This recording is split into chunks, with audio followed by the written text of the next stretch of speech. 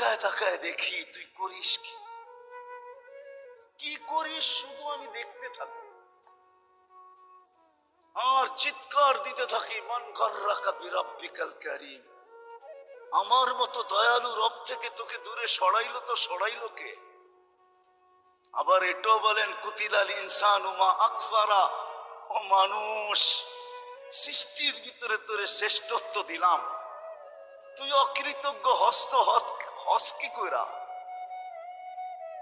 সব অকৃতজ্ঞ হয়ে গেলে মনকে বুঝানো যেত, যুক্তি ছিল যে আল্লাহ কোন সৃষ্টির কোনো বিনিময় নাই, কোনো প্রতিদান নাই, কোনো জান্নাত নাই, কোনো জাহান্নাম নাই, আমাদের প্রতিদান আছে, প্রতিদান আমাদেরকে কিনবেন তো জান্নাত দিয়া কিনবেন।